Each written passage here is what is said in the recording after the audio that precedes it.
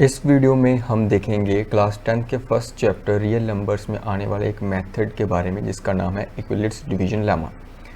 तो क्या होता है इक्विलिट्स डिवीजन लेमा, आइए देखते हैं। इक्विलिट्स डिवीजन लेमा क्या कहता है कि अगर हमें दो पॉजिटिव इंटीजर दिए हुए हैं ए और बी दो पॉजिटिव इंटीजर दिए हुए हैं और उनके अलावा दो और यूनिक इंटीजर्स हैं क्यू एंड आर, तो ये नीचे वाली दो कंडीशंस सेटिस्फाई होनी चाहिए। तो अगर आप इन दोनों को ध्यान से देखो तो ये चीज़ आपने पिछली क्लासेस में भी की होगी। कैसे की होगी ज़रा ध्यान से देखिए। हमने एक चीज़ पढ़ी थी, dividend equals to divisor into quotient plus remainder. ये पढ़ी हुई हमने। ये होता है हमारा लॉन्ग डिवीजन मेथड, है ना। तो ये भी सेम चीज़ है। तो यहाँ पे ए हमारा क्या होगा, डिविडेंड, बी क्या होगा, डिवाइजर, क्यू क्या होगा, क्वोशिएंट और आर रिमाइंडर। अगर मैं यहाँ पे ए और बी की कोई दो वैल्यूज ले लेता हूँ, ए को मान लिया मैंने 53 और 7 को मैंने बी को मान लिया मैंने 7। ओके, तो यहाँ पर इसको मैं ऐसे लिखूँगा, फिर 53 यहाँ पे आएगा बीच में और 7 आ जाएगा बाहर। तो ये चला जाएगा 7 टाइम्स 49, रिमाइंडर बच जाएगा हमारा 4। तो अब ध्यान से देखो, जो हमारा रिमाइंडर है वो 0 से बड़ा है। तो कंडीशन भी क्या कह रही थी, जो हमारा रिमाइंडर है वो जहाँ से 0 से बड़ा होना चाहिए या 0 के इक्वल, तो ये 0 से बड़ा है तो ये ठीक है।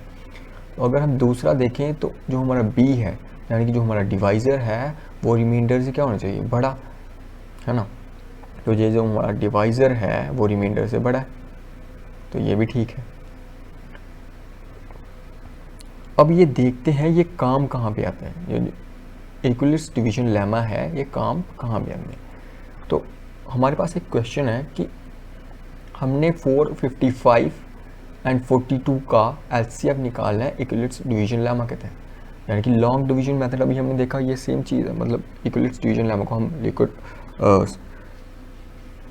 लॉन्ग डिवीजन मेथड भी कह सकते हैं। तो यहाँ पे अगर हम देखें तो मैं इसको लिख सकता हूँ 455 बीच में और 42 बाहर। तो जब हम डिवाइड करेंगे तो क्या आएगा, 1 टाइम्स 42 आ जाएगा, यहाँ पे क्या बचेगा 35। तो इसको मैं ऐसे लिख सकता हूँ 455 इक्वल्स 42 इंटू 1 प्लस 35। क्यों, क्योंकि ये क्या होगा हमारा डिविडेंड, ये वाला 42 क्या हो गया हमारा डिवाइज़र, 1 क्या हो गया क्वोशिएंट और 35 क्या हो गया हमारा रिमाइंडर। और एचसीएफ निकालने के लिए हमें एक और बार करना पड़ेगा। तो यहाँ पे इसको ऐसे लिख के 42 यहाँ बीच में आ जाएगा। अब इसको करो डिवाइड, तो ये भी आएगा 1 टाइम्स यानी कि 35, रिमाइंडर क्या बचेगा हमारा 7। तो इसको मैं ऐसे लिख सकता हूँ अब 42 इक्वल्स 35 इंटू 1 प्लस 7। ये हमारा डिविडेंड, ये डिवाइज़र, ये क्वोशिएंट और ये रिमाइंडर। तो एक बार और करेंगे हम, तो 35 बीच में आ जाएगा, ये चला जाएगा 5 टाइम्स 35। तो अब हमारा रिमाइंडर आ गया 0। तो इसको मैं क्या लिखूँगा, 35 इक्वल्स 7 इंटू 5 प्लस 0।